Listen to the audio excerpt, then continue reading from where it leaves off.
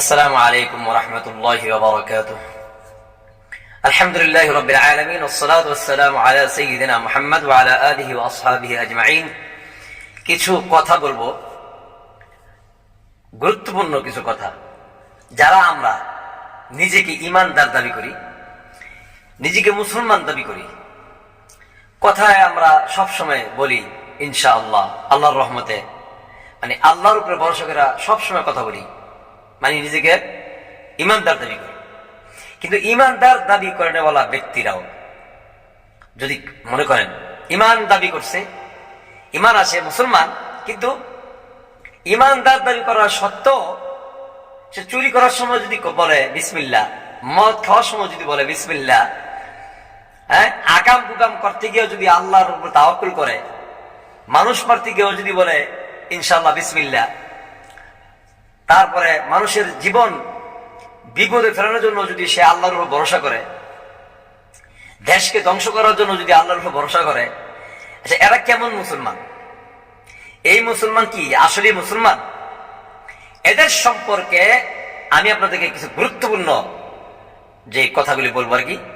যে এই যে লোক যারা মিথ্যা কথা বলে, তারপরে বলে ইনশাল্লাহ, তারপরে আপনার নামাজও পড়ে, হজও করে, যাকাত দেয়, সবকিছু করে, কিন্তু মানুষ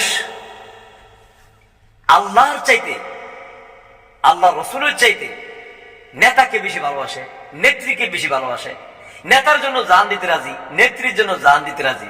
আহারে আফসোস! মুসলমান কাকে বলে, ঈমানদার কাকে বলে?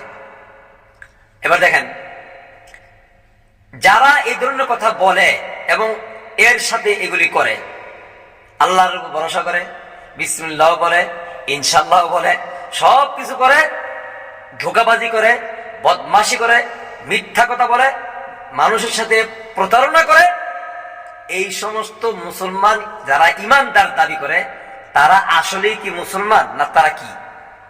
হ্যাঁ, এদের সম্পর্কে আল্লাহ পাক কোরআনুল কারীমে বলছেন,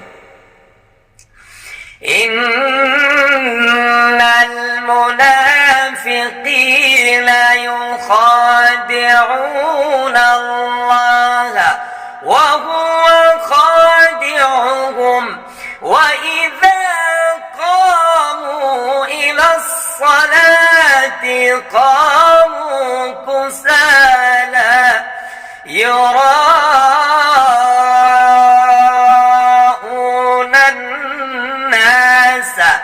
ولا يذكرون الله إلا قليلا مذبذبين بين ذلك لا إله هؤلاء ولا إله هؤلاء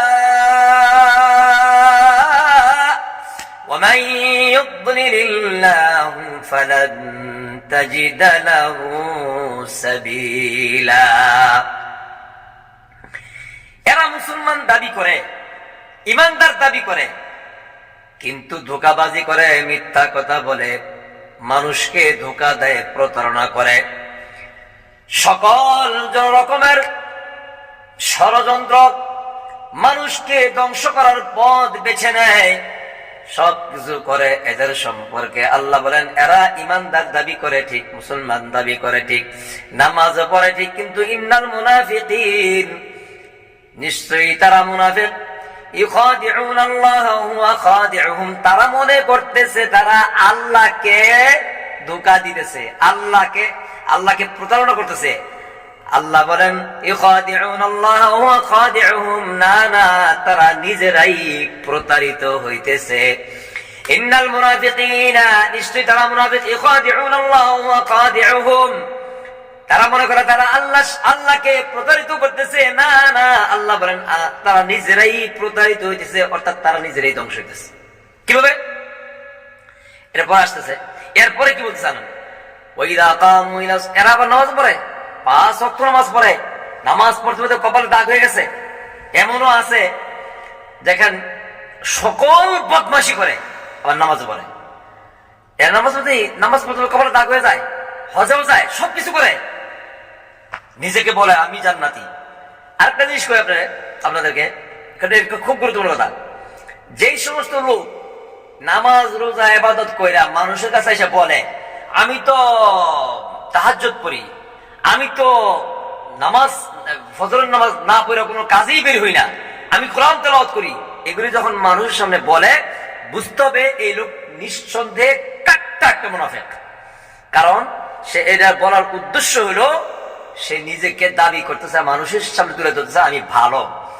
আল্লাহ বলেন না না না, আল্লাহর জন্য যারা করে তারা কখনো মানুষের কাছে বলবে না। হ্যাঁ, মানুষের কাছে বলা যায়, সেটা হলো অন্য ভাবে।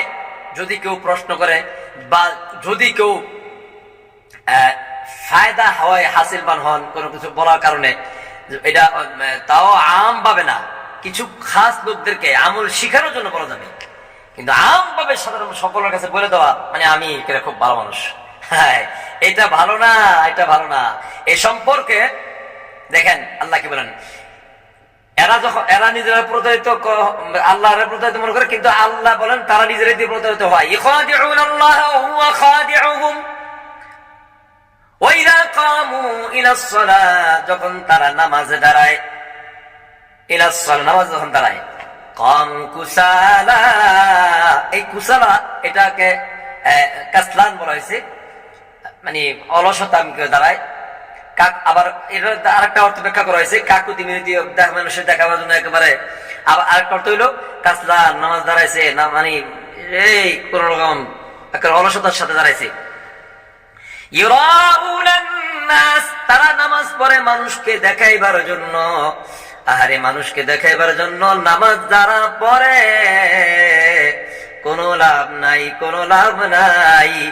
এই সমস্ত দেখানোওয়ালা ইবাদত কারণেওয়ালাদেরকে আযাব হবে তাদের বেশি ভয়ঙ্কর। কাফের মুশরিকদের চাইতে এদের আযাব আরো বেশি হবে। ইউরাউনান নাস, মানুষকে দেখাইবার জন্য নামাজ পড়ে, মানুষকে দেখাইবার জন্য যাকাত দেয়, মানুষকে দেখাইবার জন্য ইবাদত করে, মানুষকে দেখাইবার জন্য হজ করে, মানুষকে দেখাইবার জন্য তাহাজ্জুদ পড়ে, এটা মানুষকে জানায় দেয়। হ্যাঁ, এরকম বহু লোক আছে যারা মানুষকে দেখাইবার জন্য এগুলি করে। এরপরে ইউরাউনান নাস ওয়া লা ইয়াযকুরুনাল্লাহা ইল্লা কালিলা, তারা আল্লাহকে স্মরণ তাদের খুবই একেবারে নিম্ন, অল্প। তারা আল্লাহকে স্মরণ করার জন্য করে না এগুলি। আমি যে মূল কথা বলছিলাম, এই যে মুনাফিক, আল্লাহ রাসূল সাল্লাল্লাহু আলাইহি ওয়াসাল্লাম মুনাফিকের আলামত চারটি। মুনাফিকের আলামত চারটি। ইযা হাদাসা কাযাবা ওয়া ইযা ওয়াদা খালাফা ওয়া ইযা তুমিনা খানা ওয়া ইযা খাসামা ফাজারা, মুত্তাফাকুন আলাইহি। চারটি আলামত। ইযা হাদাসা কাযাবা, যখন কোন কথা বলবে মিথ্যা বলবে। আমাদের সমাজে বর্তমানে কিছু মানুষ আছে মিথ্যা বলে এবং প্রচারও করে, নিজের স্বার্থ, নিজের দলের স্বার্থের জন্য, নিজের দলকে মানে বড় করার জন্য মিথ্যা প্রচার চালিয়ে যাচ্ছে সমানে, গুজব ছড়ায় যাচ্ছে সমানে। ফেসবুকের মধ্যে দেখা যায় খালি গুজব, মিথ্যা আর মিথ্যা। ধ্বংস অনিবার্য এই সমস্ত লোকদের জন্য। তা জানি না তারা আসলে কি মুসলমান কিনা, কারণ মুসলমান ইমানদার কখনো কাজ করতে পারে না। মিথ্যা একটা খবর, একটা নিউজকে আপনি প্রচার করার পূর্বে আপনাকে আগে ভালো করে যাচাই করতে হবে। এটা একটা চরম মিথ্যা। এর মিথ্যা কথা বলা, কথায় কথায় মিথ্যা বলা, মিথ্যার আশ্রয় নেয়া, মিথ্যার সাথে জড়িত থাকা, অন্য মিথ্যা বলছে সেটাকে আবার সাফাই গাওয়া, মিথ্যা বলনেওয়ালাদেরকে সাপোর্ট করা। ইযা হাদাসা কাযাবা ওয়া ইযা ওয়াদা খালাফা, আর যখন কোন আমানত নেয়, আমানত গ্রহণ করে, আমানতের খেয়ানত করে। এটা এক নাম্বার। যারা আমানত গ্রহণ করে, এই দেশ যারা চালায়, বিশেষ করে এটা একটা আমানত মানুষের, কিন্তু এই আমানত গ্রহণ করে তারা নিজেরা জনগণের টাকা, জনগণের পয়সাকে চুষে চুষে খায়। এটা আমি শুধু যারা গেছে এখন তাদের জন্য না, সবার কথাই বলতেছি। আল্লাহ পাক আমাদের দেশের জন্য এমন এক কি কয় নেতা, এমন এক রাষ্ট্র প্রধান কায়েম করে দেখ, যিনি নিজের জন্য চিন্তা করবেন না, খালি জনগণের জন্য চিন্তা করবেন। জনগণের আমানতকে গুচ্ছিত রাখবেন, পাচার করে বিদেশ দিবেন না, পাচার করার সুযোগ দিবেন না। যারা পাচার করবে তাদেরকে গ্রেফতার করাবে, তাদেরকে বিচারের আওতায় আনবে, এরকম হইতে হবে। কিন্তু আমাদের তো তা না। আমরা আমার দল করে, আমার দলের লোক কি করছে, ডাকাতি করছে, চুরি করছে, পাচার করছে, তাকে কিভাবে সাফাই গাইয়া তাকে আবার ভালো রাখা যায়, এটা হলো আমাদের চিন্তা।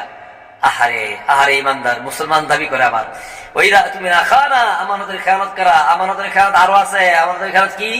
আমানতের খেয়ানত আমি কালমা পড়ছি, ইমানদার মুসলমান দাবি করছি, আমি আল্লাহর কাছে আমানত গ্রহণ করেছি, আমি নামাজ পড়বো, আমি রোজা করবো, আমি হজ যাকাত আদায় করব, আমি মানুষের হক নষ্ট করব না, আমি মানুষকে ধোঁকা দিব না, আমি মানুষকে ধ্বংসের পথের দিকে নিয়ে আসবো না, আমি মানুষের সাথে ভালো ব্যবহার করব, সুন্দর আখলাক করব, আমার জীবনকে সুন্দর করব। এটাও একটা আমানত আল্লাহর কাছে দাবি দেওয়া। এই আমানতগুলি এগুলিও অনেকে ধ্বংস করে রেখতেছে।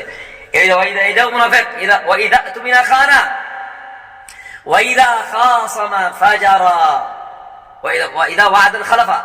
আর কাছে ইদা হাদাথা কাদা ওয়াইদা ওয়াদা খালাফা, ওয়াদা খালাফ করে, কথায় কথায় ওয়াদা খালাফ করে। আজকে বলছে কথা, কালকে বলে আরেক কথা। এরকম বহু ওয়াদা খালাফকারী আছে।